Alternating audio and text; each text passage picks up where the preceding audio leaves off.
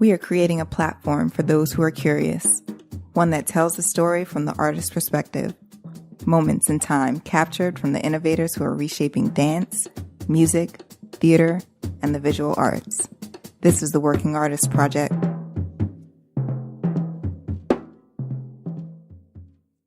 I think it's really important to realize, who you are and what you want to do and go hard with that.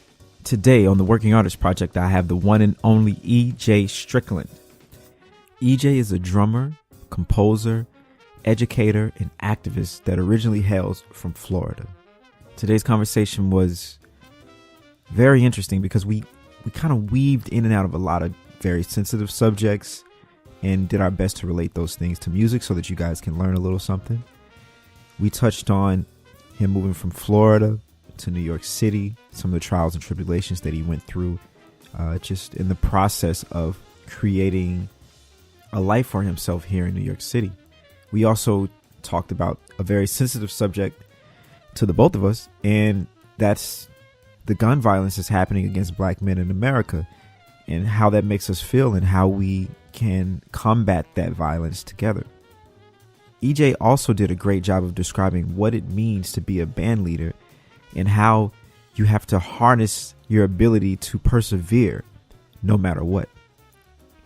I know you guys are going to really enjoy this episode, so sit back, relax, and enjoy the show. Almost forgot. I should also say that the quality of this is good, but it had a little interference, and mostly on my part because I have a new setup and just working through some of the kinks. So guys, please forgive me for a little bit of static here and there, but it's not too much where it's going to interrupt the episode entirely. So anyhow, take a listen. I want to welcome the one and only EJ Strickland to the Working Artist Project. Thanks for having me, Darian. Now, I like to start most of my podcasts with just getting a short or just getting an idea of who you are, where you came from, and how you got to where you are now. So if you can just give us the story of EJ Strickland, that would be dope. Well, I was born in Gainesville. Me and my brother grew up in Miami, Florida. While we were growing up, my dad was always, bumping music around the house. Not just jazz, Led Zeppelin, all kinds of things. John Lucien, that's another one. Miles Davis, John Coltrane. So, jazz was never foreign to us. It was basically just good music around the house. When we got to around middle school, I think 11 years old, we needed an elective. And at that point, I had already seen, my dad is a former percussionist for the Fort Lauderdale Symphony Orchestra. He was like 17 years old when he joined them. Wow. But after that, he pursued, a career in law. But he was always like, he played a little funk and R&B on the drum set, and he was always listening, to jazz. And his favorite drummer was Elvin Jones. So that's a little background about him and kind of like where we got it from, me and my brother Marcus. So at that point, we needed an elective and we chose music. I wanted to play the drums like right away, but the band teacher was telling me that, okay, you want to play the drums, but I want to start you off on some, a melodic instrument right first to try and, to get, you familiar with, other aspects of music. And then if you still want to play drums, let me know. Okay. And I said, okay.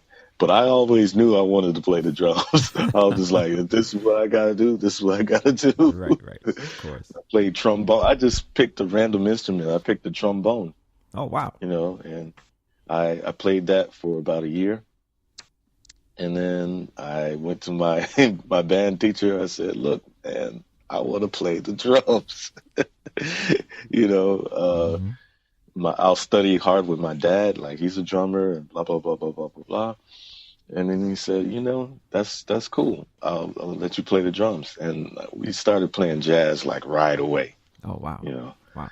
We started trying to do what our favorite musicians were doing right away.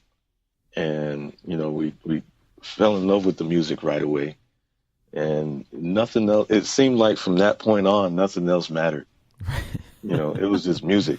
Yeah, right. Yeah. So, us in the house, we would practice, we would play duo all the time, you know, go toe to toe, drums and sax, and Mm-hmm. make a bunch of noise in the house. My dad would eventually come in there and tell us to stop, but he let us go for a long time. So Right. I'll give him that.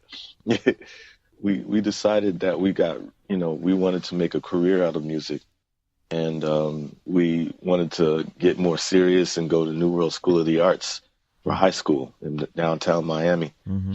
And we did. We met some great musicians that are on the scene today, even in high school, like the Rodriguez brothers. You know them, Michael and Robert. No, I don't know him. I don't know him. Yeah, the Rodriguez brothers. They, Robert Rodriguez. He played with Joe Locke for a minute. Wow. Plays with Roy Haynes sometimes. Okay. Also, Michael Rodriguez, but he played with Charlie Hayden for a minute. Dang. Okay. I think he plays in Ron Carter's big band.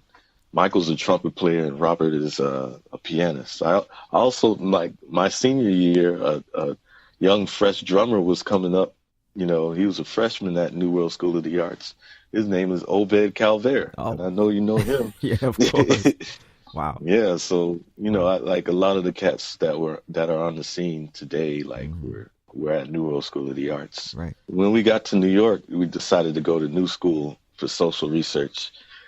And again, we met like a lot of the cats that are on the scene today, and they inspired us. Robert Glasper, Mike Marino, Mm-hmm. Casey Benjamin, Kenyatta Beasley, Marcus Baylor, Jazz Sawyer. Right. Wow. Those I looked up to all of those guys and learned what I could from them. And then also, like, there were great teachers at the school. Buster Williams was there, Reggie Workman, Billy Harper. Wow. Wow. At this time, we had already met Wynton Marsalis, Okay. which is another one of our heroes. He had come down to Florida when we were kids and he did a master class. Mm-hmm. And we attended the master class, and, we told Mr. Marsalis afterwards that we really looked up to him and we loved his music and everything. And we told him that we wanted to come to New York. And, he just basically told us to practice really hard and make sure we're very serious, Right.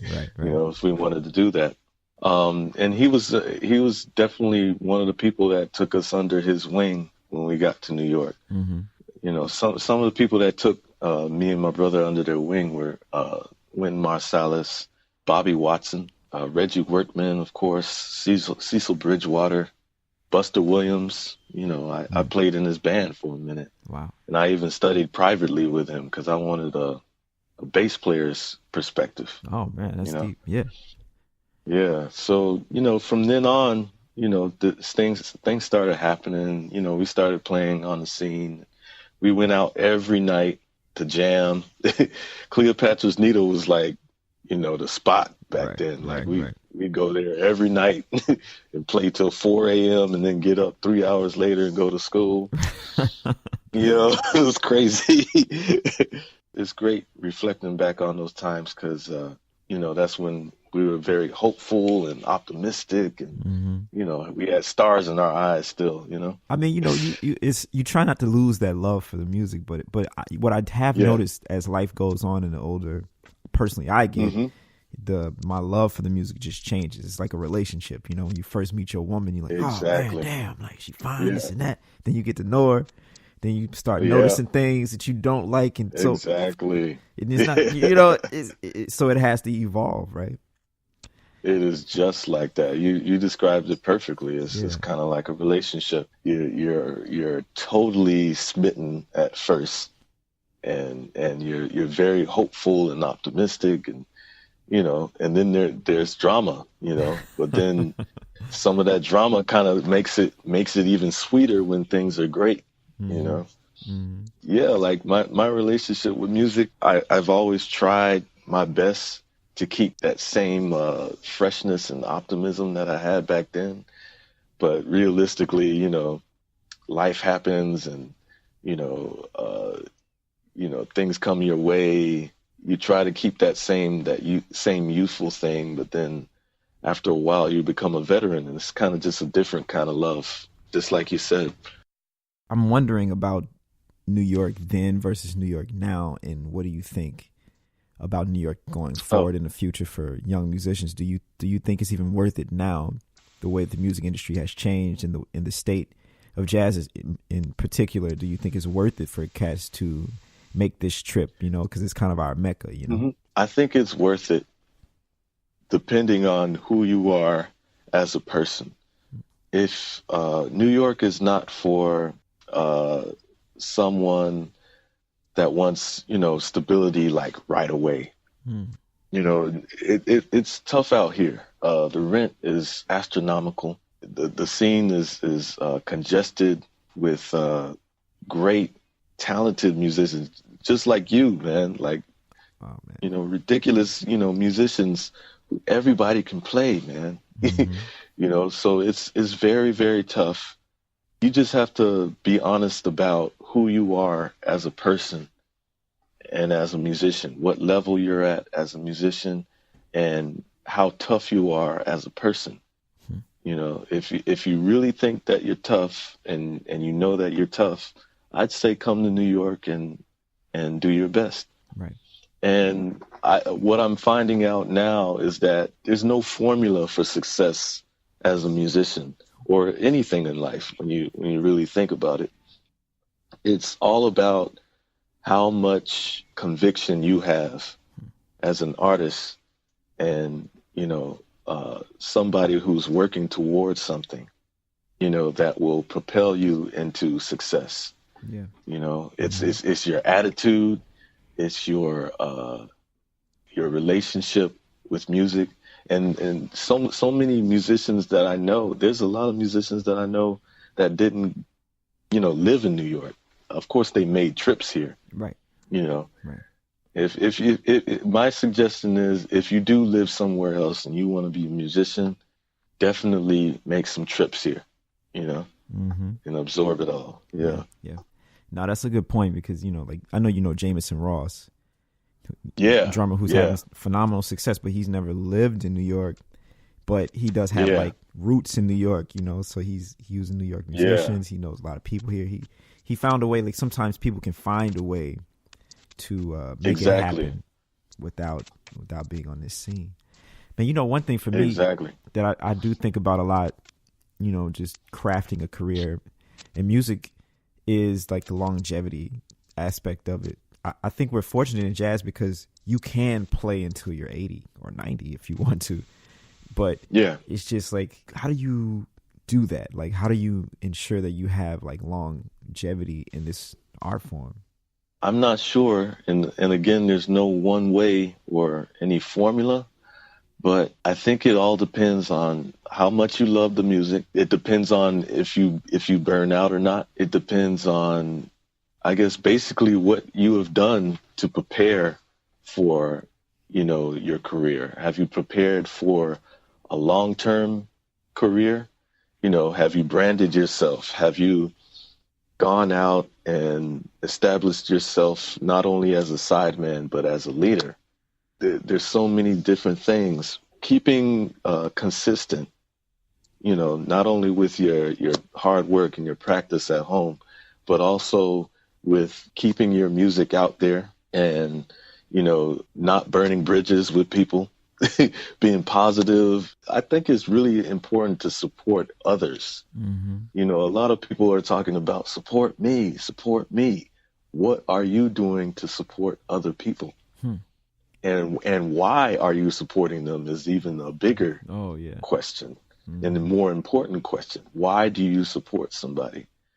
And if you're the kind of cat where it's like your whole thing is just networking and there's no depth behind your support or your, interactions with people, I think, it might not work good for you. But I think if you're the kind of person that genuinely respects people and you go out of your way to support people, people only help those who make them want to help them. Let's say you go out and you show your support for people.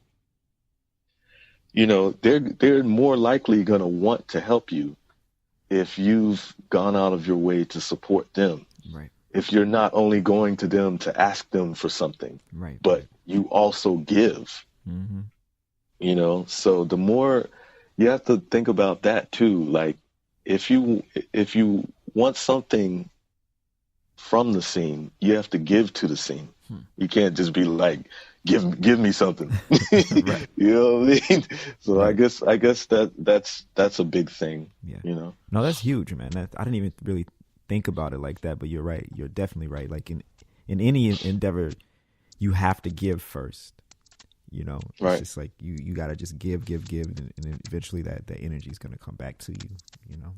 Definitely. Man, you did allude to something I do like to talk about, which is like music and business, because I feel like that's something that doesn't necessarily get talked about in school. And since this music is coming directly out of school, it's like we have to tackle that. Like you mentioned, branding. So, right. Like, did you become aware of that because of your mentors, people like Winton and Buster and all these people, or was it something that you just figured out on your own?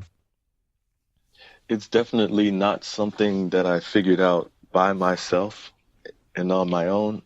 When I first started on the scene, I was just doing my thing, and I was just out here, and I was playing with everybody I could play with, and I just wanted to play. Like I genuinely loved the music, and I just wanted to make music and have that conversation with people on the stage through music, and I didn't think about, what I'm wearing or, the aesthetic of, my presentation or anything like that. I wasn't thinking about branding then, but it was already happening unbeknownst to me. Okay.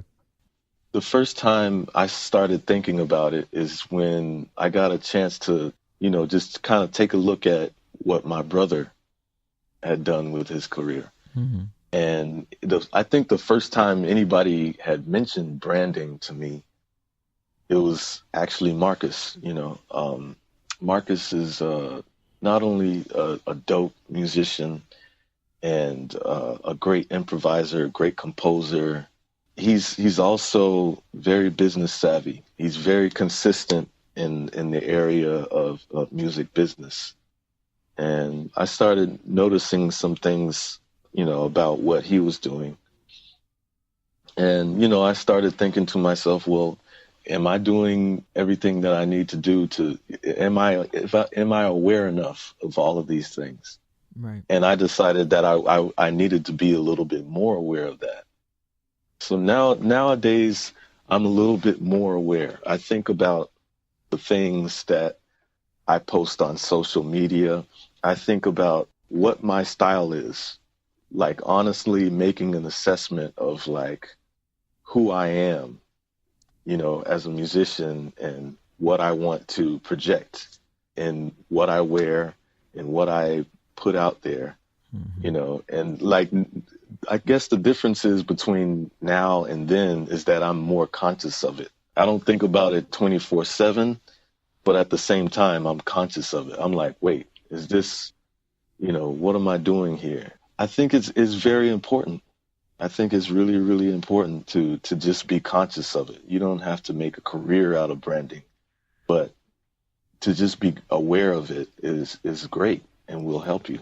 Things kind of change too with social media, so yeah, it's a little easier for you to like, because you don't have to pay someone. Maybe 10, 15 years ago, you had to pay someone or something to kind of get that a message out. Exactly. Now you can build your own community around your personal brand, right? Which is deep. Exactly. Yeah. With me, I know a lot of people will probably go to my page and see things that are like political or something like that. With that, I think that's just a part of who I am. Like, I know that I'm really passionate about, those types of things. And I know that not everybody is going to agree with what I'm saying. Just for me, like, I feel compelled to just put a message out there along with, making music that, touches on these issues. I like to just put a message that I think rings my heart and tugs at my heart. And, hopefully, I'll just create something in the universe where everybody else is kind of catching that same vibe. Mm-hmm. And that's a part of your branding too. You just got to find the things that you're very passionate about. Mm-hmm. It's good to just kind of just be truthful about that and let that be heard. That's a great segue, because I definitely want to talk about politics, and more in the form of what I like to call the mass shooting of black men. Okay. Yeah. Just because we're both black men, and we walk around and feel that energy of like, man, like this could have been me. I could have been, any of these, hundreds of or thousands of people or freaking millions of people who've been killed over the years by quote unquote the authorities. So how does that affect you, and how does that affect your creativity in your music and just your overall life in New York?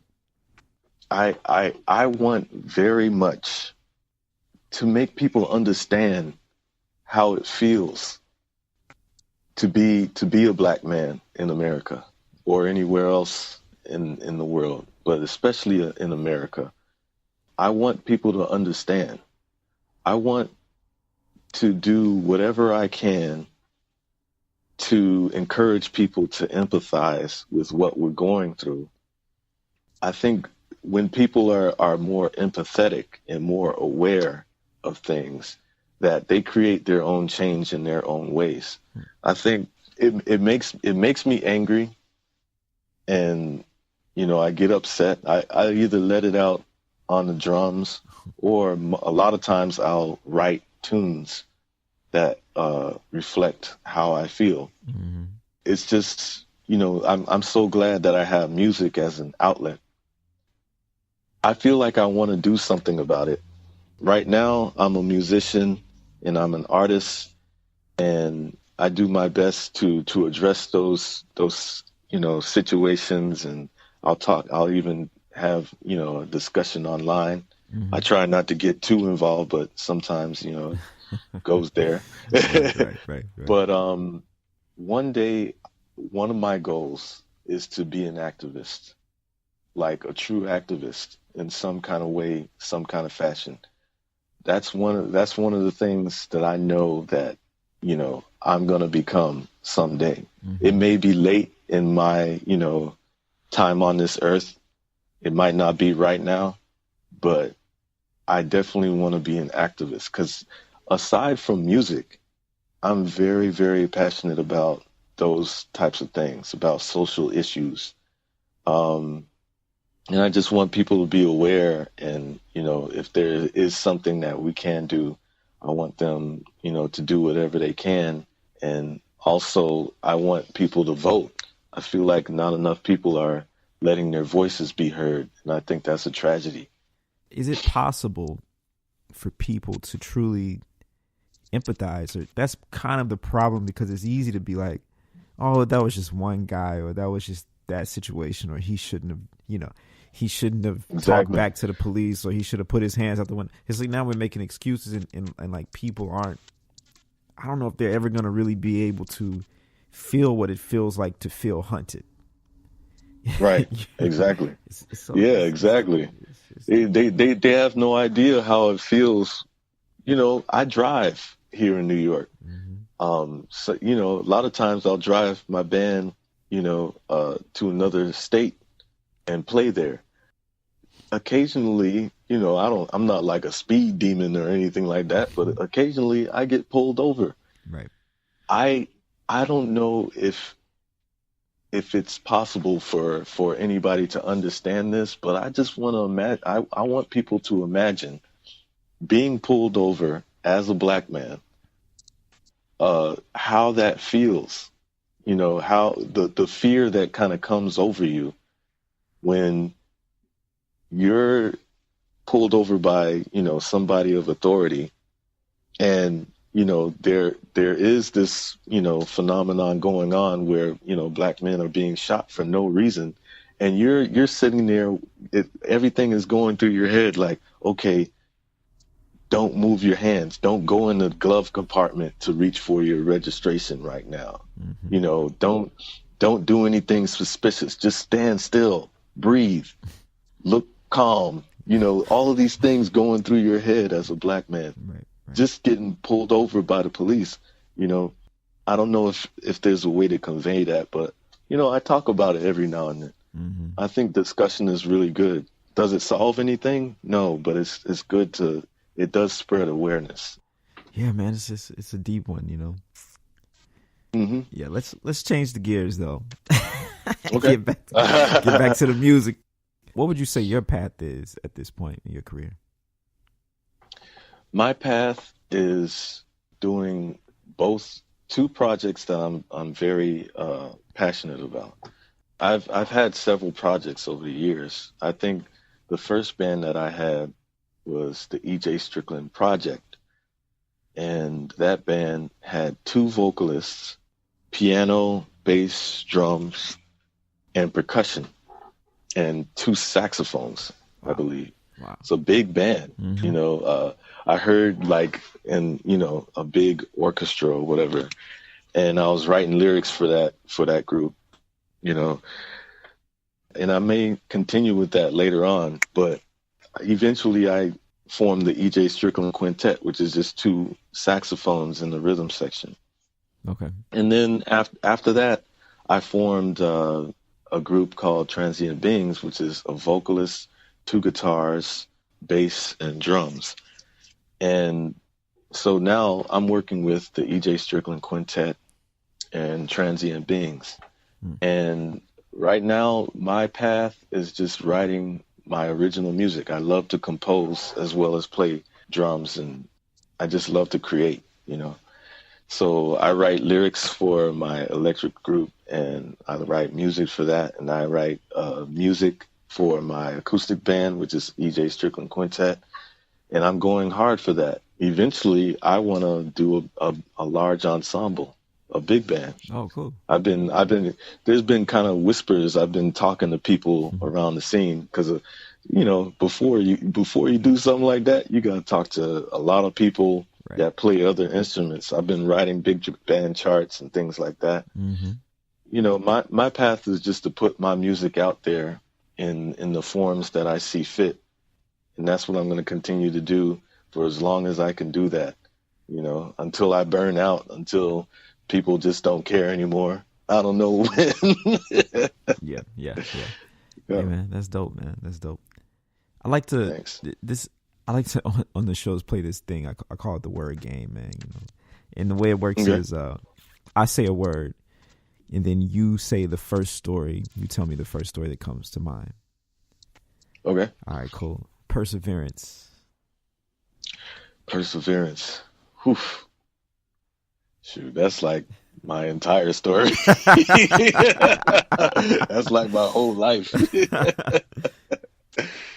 A while back, I was still doing things with, my band, the EJ Strickland Quintet. We were, touring, kind of like, playing in New York City and kind of playing, on the outskirts of New York City, like, neighboring states and towns and things like that. But all the while, I had a booking agent that was, doing her best to get me overseas. And I was doing whatever I could on my end to get myself overseas. I tell this story to a lot of people who seem like they're about to give up. Like whenever somebody gives up, I tell them this story. Okay. For 3 years, my booking agent, was trying to get me over to Europe. It would like almost happen, but then it wouldn't happen. It just, whatever, needed to happen, it just crumbled and the tour would not happen. I would get everybody, hey, we might be going to Europe, I get all revved up and everything. So this happened for a while. This happened for maybe 3 years. And I was giving up. And I was, I've been, down myself. I've been in the slumps and, feel like, what's the point? Like nothing's happening and I can't get my music past a certain point and all of this kind of stuff. Just when I was about to give up, this past year's 2017, she came to me again and said, "Hey, I got this tour." And then I was just like, I asked her, I said, "Why do you keep on doing this? Like it's not happening." Yeah. You know, and it, you're asking me for all of the press stuff and all of this stuff, and it's just not happening. She said to me, she said, "I'm not giving up, and you aren't either. Wow. Let's go." She was not going to give up on me. Like, I was ready to give up on myself, but she was not ready to give up on me yet.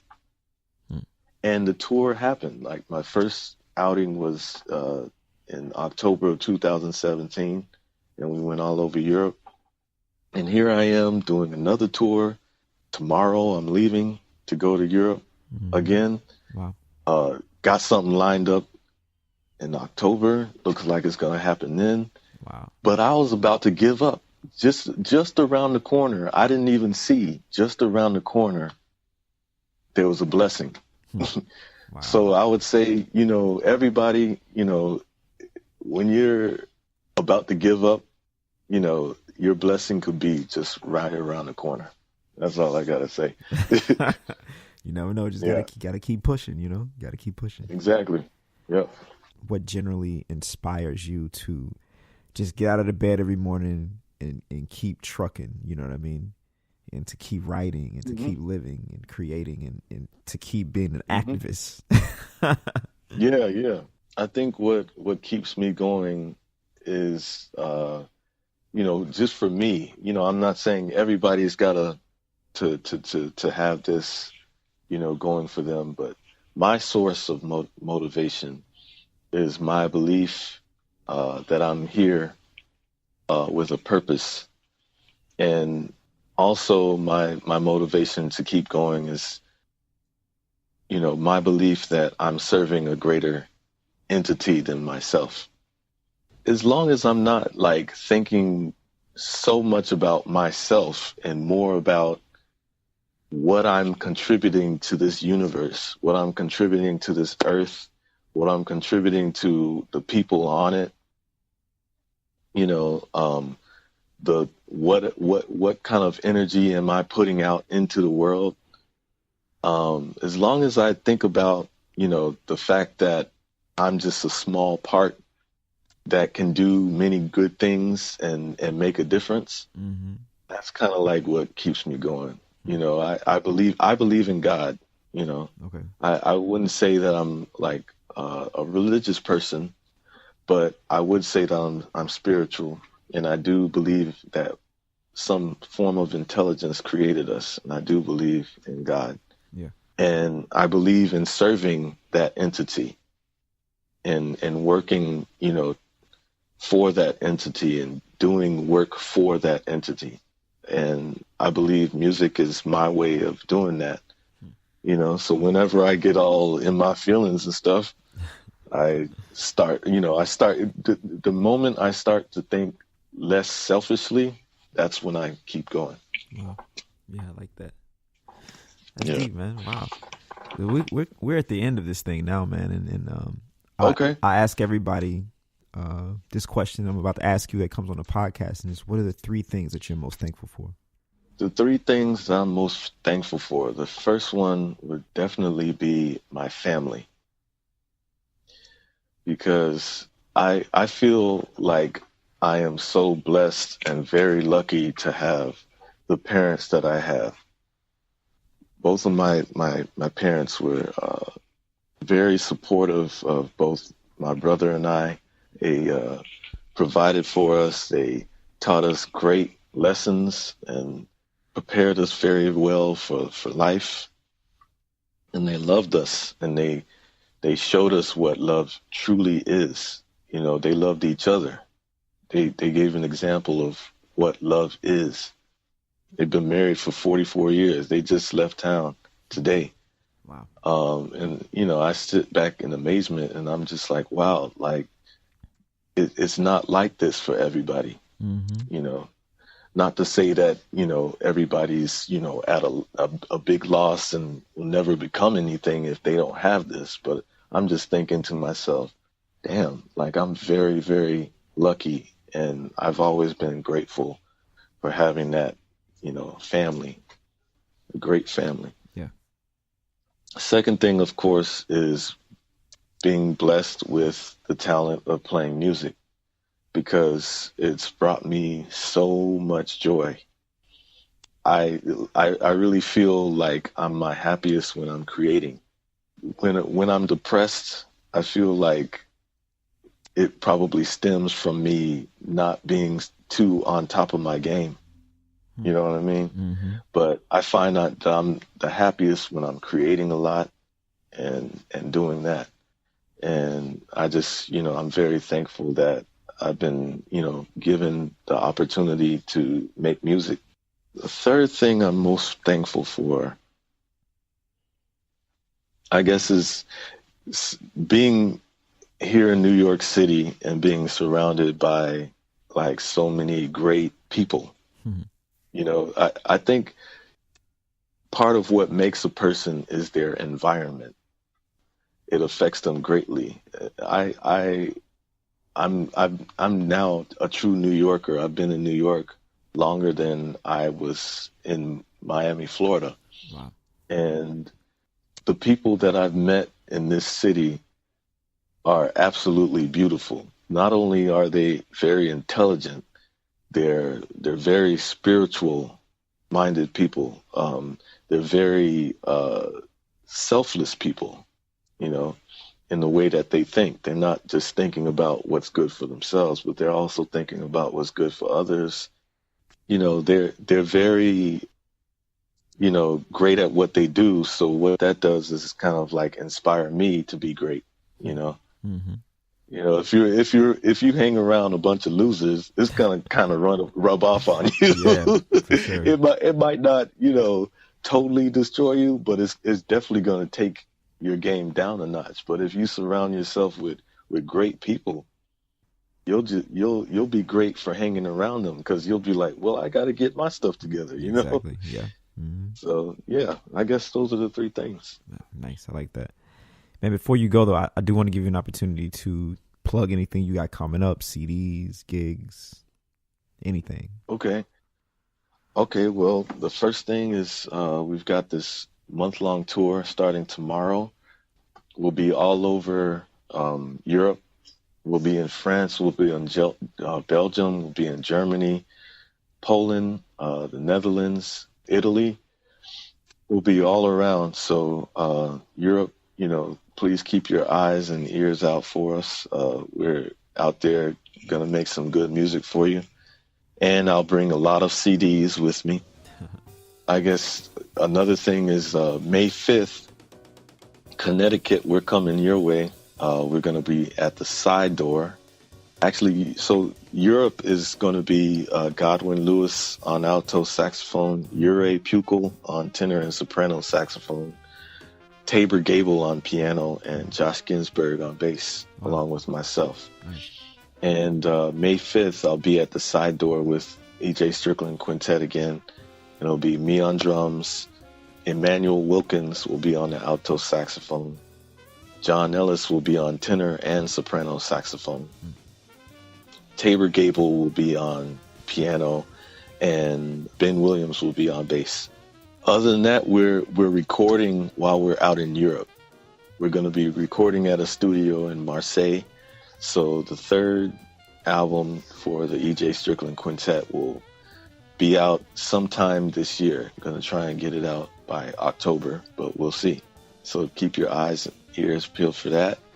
Other than that, just keep following me on www.ejstricklandmusic.com, where you can see gigs with the EJ Strickland Quintet and also Transient Beings. Also, I have my full schedule there of other people that I'm playing with. In May, I'm going to be back in Europe with two groups. Reggie Washington Quartet is the first one, and then the second one is the Manuel Valera Trio. So I'll be in Europe for 2 months in total. And that's about it. Dope, man. Look, man, thanks for coming on the show, bro. Man, thanks for having me, Darian. Yeah, man. Yeah. All right. All the music on today's show was provided by Christopher McBride. If you like what you heard, you know what to do. Hit that subscribe button. The Working Artist Project is brought to you by Second Line Arts Collective. Find out more at secondlinearts.org. I'm Darian Douglas, and this is the Working Artist Project.